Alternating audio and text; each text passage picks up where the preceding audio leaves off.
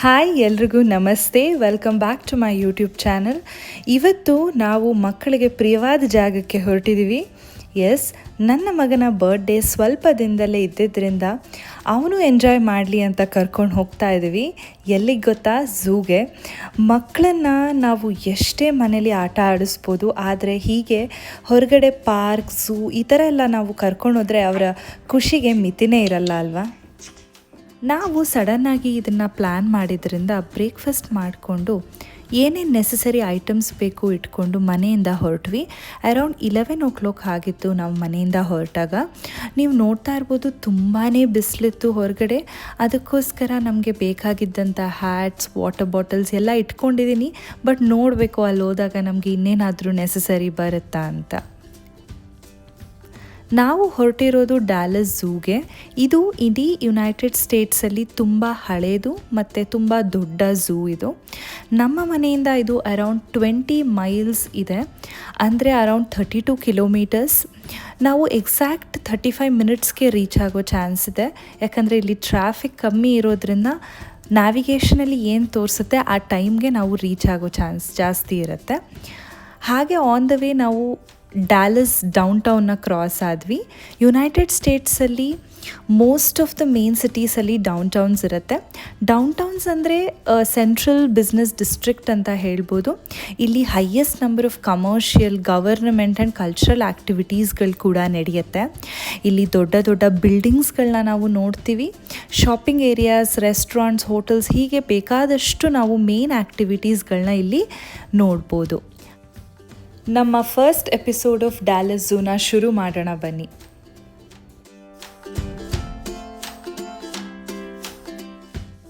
ಹಾಗೆ ಮಾತಾಡಿಕೊಂಡು ರೀಚ್ ಆದ್ವಿ ಝೂಗೆ.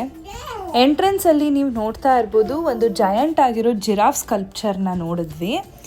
ನೆಕ್ಸ್ಟ್ ಹಾಗೆ ಝೂ ರೋಡ್ಗೆ ಎಂಟ್ರಿ ಕೊಟ್ವಿ. ನಾವು ಬಂದಿದ್ದು ಸಂಡೇ ಆಗಿದ್ದರಿಂದ ಕ್ರೌಡ್ ಇರುತ್ತೆ ಅಂತ ಎಕ್ಸ್ಪೆಕ್ಟ್ ಮಾಡಿದ್ವಿ, ಆದರೆ ಇಷ್ಟೊಂದು ಇರುತ್ತೆ ಅಂತ ಗೊತ್ತಿರಲಿಲ್ಲ. ಝೂಗೆ ಲೋಕಲ್ ಟ್ರೈನ್ಸ್ ಹಾಗೂ ಬಸ್ಸಸ್ ಕೂಡ ಬರುತ್ತೆ, ಬಟ್ ಅದು ಮೇನ್ ಪಾಯಿಂಟ್ಸಿಂದ ಮಾತ್ರ ಇರುತ್ತೆ.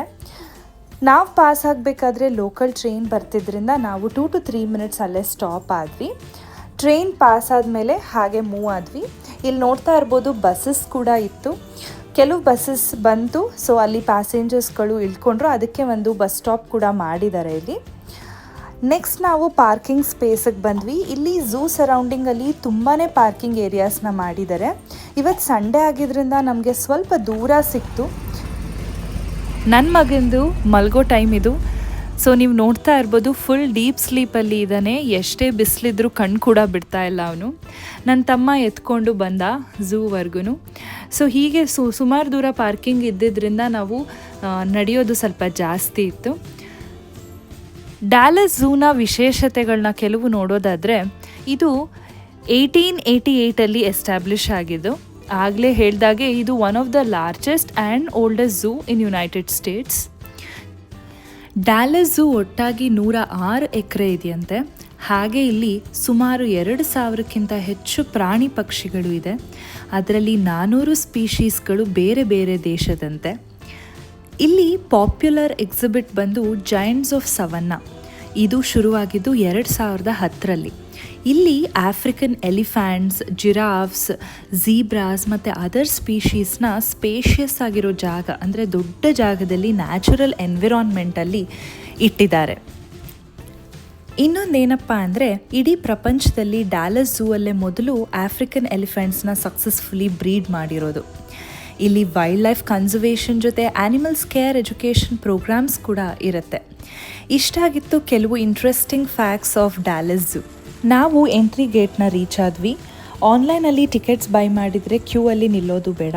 ಸೊ ನಾವು ಹಾಗೆ ಡೈರೆಕ್ಟ್ ಎಂಟ್ರಿ ತೊಗೊಂಡ್ವಿ. ಇಲ್ಲಿ ನೀವು ಎಂಟ್ರಿ ಪಾಯಿಂಟಲ್ಲಿ ನೋಡ್ಬೋದು, ದೊಡ್ಡದಾಗಿ ಝೂದು ಮ್ಯಾಪ್ ಹಾಕಿದ್ದಾರೆ. ಸೊ ಯಾವ್ಯಾವ ಆ್ಯನಿಮಲ್ಸು ಯಾವ್ಯಾವ ಪಾಯಿಂಟಲ್ಲಿದೆ ಅಂತ ಗೊತ್ತಾಗುತ್ತೆ. ನಾವು ಒಳಗಡೆ ಎಂಟ್ರಿ ಆದಾಗ ಒಂದು ಸ್ಮಾಲ್ ಬ್ರೋಚರ್ ಕೂಡ ಕಲೆಕ್ಟ್ ಮಾಡ್ಕೋಬೋದು, ಸೊ ದಟ್ ನಾವೆಲ್ಲಾದರೂ ಸ್ಟ್ರಕ್ ಆದರೆ ಆ ನ್ಯಾವಿಗೇಷನ್ ನಮಗೆ ನೀಟಾಗಿ ಗೊತ್ತಾಗುತ್ತೆ. ಎಂಟರ್ ಆದ ತಕ್ಷಣ ಲೆಫ್ಟ್ ಸೈಡ್ ಕ್ಯಾರೋಸಾಲ್ ಇದೆ. ಇಲ್ಲಿ ನಾವು ಪೇ ಮಾಡಿ ರೈಡ್ ಕೂಡ ಆಡ್ಬೋದು. ನಾವು ಸ್ಟಾಪ್ ಆಗಿದ್ದು ರೈಟ್ ಸೈಡ್ ಗಿಫ್ಟ್ ಶಾಪ್. ಇಲ್ಲಿ ನಾವು ರೆಂಟಲಲ್ಲಿ ಸ್ಟ್ರೋಲರ್ನ ಬೈ ಮಾಡಿದ್ವಿ, ಯಾಕಂದರೆ ಮಗುನ ಎತ್ಕೊಂಡು ಝೂ ಫುಲ್ ತಿರುಗಾಡೋದು ಕಷ್ಟ ಆಗುತ್ತೆ. ಸೊ ಇದು ಒಂದು ಫೆಸಿಲಿಟಿ ನನಗೆ ತುಂಬ ಇಷ್ಟ ಆಯಿತು. ಕ್ಲೀನಾಗಿ ಕೂಡ ಅವರು ನೀಟಾಗಿ ಸ್ಯಾನಿಟೈಸ್ ಮಾಡಿ ನಮಗೆ ಕೊಡಬೇಕಾದ್ರೆ ಇನ್ನೊಂದು ಸಾರಿ ಸ್ಯಾನಿಟೈಸ್ ಮಾಡಿ ಕೊಡ್ತಾಯಿದ್ರು. ನನ್ನ ಮಗ ಕಂಪ್ಲೀಟಾಗಿ ಇನ್ನೂ ನಿದ್ದೆ ಮೂಡಲಿದ್ದ. ನಾವು ಏನು ಮಾಡೋದು, ಕೂರ್ತಾನ ಏನು ಅಂದ್ಕೊಂಡು ಒಂದು 5 ಮಿನಿಟ್ಸ್ ಹಾಗೆ ಅವನ ಜೊತೆ ಮಾತಾಡಿಕೊಂಡು ಅವನನ್ನು ಎಬ್ಬರಿಸ್ಕೊಂಡ್ವಿ. ಅವನು ಎದ್ದ ಮೇಲೆ ಸ್ಟ್ರೋಲರಲ್ಲಿ ಕೂರಿಸಿ ಅವನಿಗೆ ಕಂಫರ್ಟಬಲ್ ಆಗಿದೆಯಾ ಅಂತ ಚೆಕ್ ಮಾಡಿದ್ವಿ. ತುಂಬ ಬಿಸಿಲು ಬರ್ತಿದ್ರಿಂದ ಮೇಲ್ಗಡೆ ಶೆಲ್ಟರ್ ಹಾಕೋಣ ಅಂದ್ಬಿಟ್ಟು ಟ್ರೈ ಮಾಡಿದ್ವಿ. ಅದು ಸ್ವಲ್ಪ ಲೂಸ್ ಇದ್ದಿದ್ದರಿಂದ ನೀಟಾಗಿ ಕೂರ್ತಿರ್ಲಿಲ್ಲ. ಪಾಪ ನನ್ನ ಮಗನಿಗೆ ಬಿಸಿಲು ಬೀಳ್ತಾಯಿತ್ತು ಮುಖಕ್ಕೆ. ಬಟ್ ಕಂಫರ್ಟಬಲ್ ಆಗಿತ್ತು ಸೀಟು. ನೀವು ನೋಡ್ತಾ ಇದ್ದೀರಲ್ವ, ಆರಾಮಾಗಿ ಕಾಲು ನೀಟ್ಕೊಂಡು ಕೈ ಇಟ್ಕೊಳ್ಳೋ ಥರ ಇತ್ತು stroller. Along with that safety belt ಕೂಡ ಕೊಟ್ಟಿದ್ದರು. ಮಗು ಏನಾದರೂ ಮುಂದೆ ಬೀಳ್ತಾ ಇದ್ದರೆ ಅದನ್ನು ಕೂಡ ತಡೆಯುತ್ತೆ. ಸೊ ಹೀಗೆ ನಾವು ನಮ್ಮ ಝೂ ಪಯಣನ ಇಲ್ಲಿಂದ ಶುರು ಮಾಡಿದ್ವಿ. ಸೊ ನೀವು ನೋಡ್ತಾ ಇರ್ಬೋದು, ಹಿಂಗೆ ಎಂಟರ್ ಆದ ತಕ್ಷಣ ನಾವು ಸ್ಟ್ರೇಟ್ ಬಂದು ನಮ್ಮ ಫಸ್ಟ್ ನ್ಯಾವಿಗೇಷನ್ ನಾವು ರೈಟ್ ಸೈಡ್ಗೆ ಹೋದ್ವಿ. ಇದು ಝೂ ನಾರ್ತ್ ಲೊಕೇಶನ್ ಇದೆ. ಸೊ ಝೂ ನಾರ್ತ್ ಲೊಕೇಶನಲ್ಲಿ ಎಂಟರ್ ಆದ ತಕ್ಷಣ ಒಂದು ಬ್ರಿಡ್ಜ್ ಇದೆ. ಸೊ ಒಂದು ಲಾಂಗ್ ಬ್ರಿಡ್ಜ್ ಇದು. ಈ ಬ್ರಿಡ್ಜಿಂದ ನಿಮಗೆ 2 ಡಿವಿಯೇಷನ್ಸ್ ಸಿಗುತ್ತೆ. ಸೊ ನಾವು ಸ್ಟ್ರೇಟಾಗಿ ಹೋದ್ವಿ. ಸೊ ಫಸ್ಟ್ ಸ್ಟ್ರೇಟಾಗಿ ಹೋದ್ವಿ. ಅಲ್ಲಿ ಒಂದು ಬ್ಯೂಟಿಫುಲ್ ಆಗಿರೋ ವ್ಯೂ ಇತ್ತು. ನೀವು ನೋಡ್ತಾ ಇರ್ಬೋದು, ಫ್ಲೈಟ್ ಕೂಡ ಮೇಲೆ ಪಾಸ್ ಆಗ್ತಾಯಿತ್ತು. ಮುಂದೆ ನೋಡಿದ್ರೆ ರೆಡ್ ಫ್ಲೆಮಿಂಗೋಸ್ ಇತ್ತು. They was so beautiful. ನೀವು ನೋಡ್ತಾ ಇರ್ಬೋದು ಎಷ್ಟೊಂದು ರೆಡ್ ಫ್ಲೆಮಿಂಗೋಸ್ ಇತ್ತು.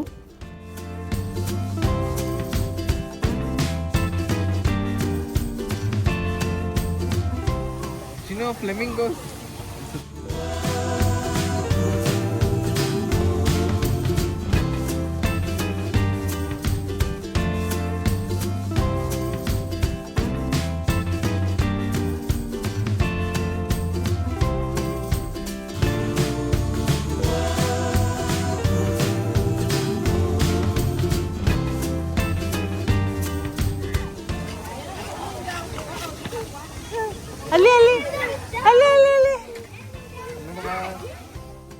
ಫ್ಲೆಮಿಂಗೋ ಪಾಂಡಿಂದ ನೆಕ್ಸ್ಟ್ ನಾವು ರೈಟ್ ಸೈಡ್ ಮೂವ್ ಆದ್ವಿ. ಇಲ್ಲಿ ಎಂಟ್ರಿ ಇತ್ತು ಚಿಲ್ಡ್ರನ್ ಝೂ. ಸೊ ಇಲ್ಲಿ ನೀವು ನೋಡ್ತಾ ಇರ್ಬೋದು, ಫ್ಯಾಮಿಲಿ ಚಿಲ್ಡ್ರನ್ ಝೂ ಅಂತ ಒಂದು ಸೆಪರೇಟ್ ಎಂಟ್ರಿನ ಕ್ರಿಯೇಟ್ ಮಾಡಿದ್ದಾರೆ. ಇದರೊಳಗೆ ಹೊರಟ್ವಿ ನಾವು.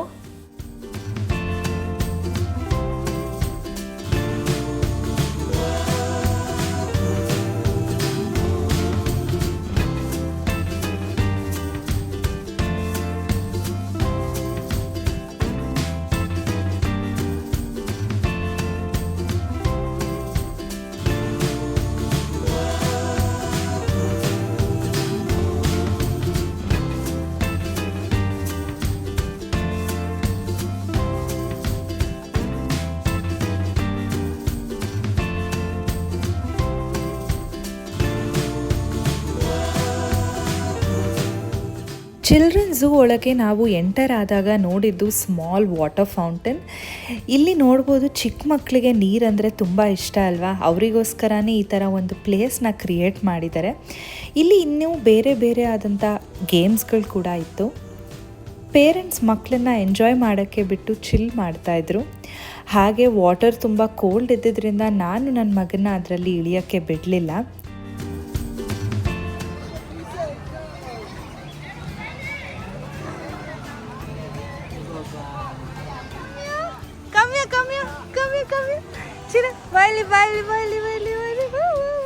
ನಾನು ಹೋಗ್ತಾ ಇದ್ದೀನಿ, ಬಾ.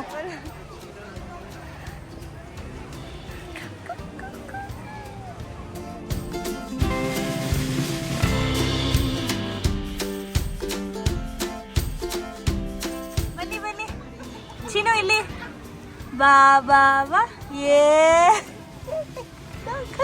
ಬಾ ಬಾ.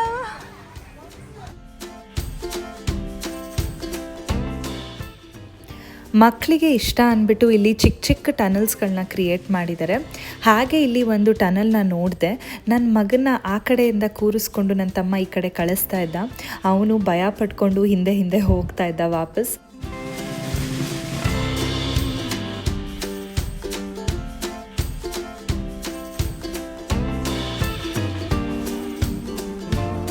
ಬಾ, ಹಂಗೆ ಹಂಗೆ. Good good. Come come come come come come.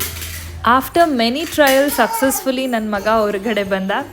ಹಾಗೆ ನಾವು ಪಕ್ಕ ನೋಡ್ಕೊಂಡು ಹೋಗ್ತಿದ್ವಿ. ಕೆಲವು ಆ್ಯನಿಮಲ್ಸ್ಗಳು ಕೂಡ ಇಲ್ಲಿ ಇತ್ತು ಚಿಲ್ಡ್ರನ್ ಝೂ ಒಳಗಡೆ. ಇಲ್ಲಿ ನೀವು ನೋಡ್ತಾ ಇರ್ಬೋದು ಆಲ್ಪೆಕಾ ಅಂತ ಒಂದು ಕೈಂಡ್ ಆಫ್ ಎನ್ ಆ್ಯನಿಮಲ್. ಇದು ಆ್ಯಕ್ಟಿವಿಟಿ ತುಂಬಾ ಸ್ಲೋ ಇತ್ತು. ನಾನು ಕೂಡ ಸ್ವಲ್ಪ ಹೊತ್ತು ಇಲ್ಲೇ ನಿಂತ್ಕೊಂಡು ನೋಡ್ತಾ ಇದ್ದೆ. ಅದು ಫುಡ್ ತಿನ್ನೋದಾಗಲಿ ಅಥವಾ ಒಂದು ಸೈಡಿನ ಇನ್ನೊಂದು ಸೈಡ್ ಮೂಮೆಂಟ್ ಆಗಲಿ, it was very very slow.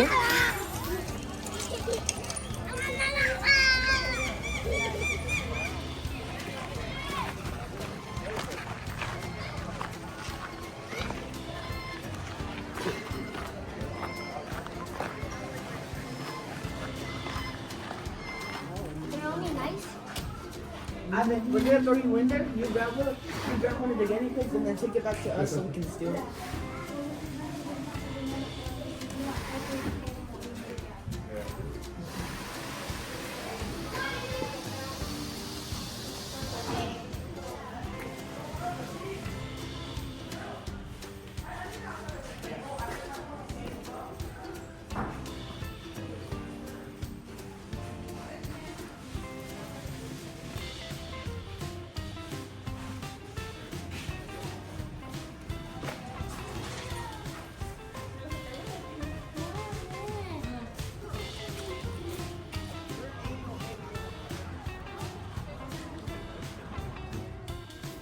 Children zoo ಇಂದ ನಾವು ಹೊರಗಡೆ ಬಂದ್ವಿ. ನೆಕ್ಸ್ಟ್ ಪಾತಲ್ಲಿ ಹಾಗೆ ಮೂವ್ ಆಗ್ತಾ ನೋಡಿದ್ದು ನಾವು ಒಂದು ದೊಡ್ಡದಾದಂತಹ ಡೈನೋಸಾರ್ ಸ್ಕಲ್ಪ್ಚರ್.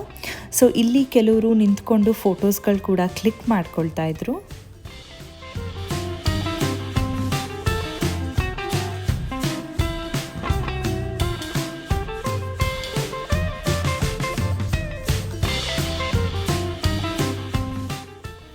ಇದೇ ಪಾತಲ್ಲಿ ನಾವು ನೋಡಿದ್ದು ಕೋಲೋಬಸ್ ಆ್ಯನಿಮಲ್ನ. ಇದು ಒಂದು type of African monkey.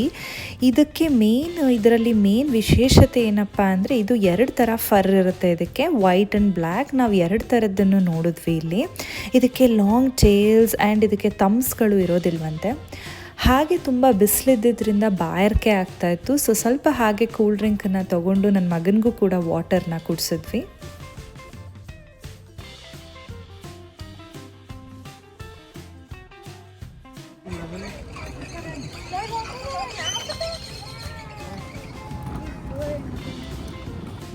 Next ನಾವು ನೋಡಿದ್ದು ವೈಟ್ ಚೀಕ್ಡ್ ಗಿಬಾನ್ ಅಂತ. ಇದು ಒಂದು ಕ್ಯಾಟಗರಿ ಆಫ್ ಗೊರಿಲಾಸ್, ಬಟ್ ಇದು ಸ್ಮಾಲ್ ಗೊರಿಲಾ ಅಂತ ಹೇಳ್ಬೋದು. ಇದನ್ನು ಜಾಸ್ತಿ ನಾವು ಸೌತ್ ಈಸ್ಟ್ ಏಷ್ಯಾದಲ್ಲಿ ನೋಡ್ಬೋದು.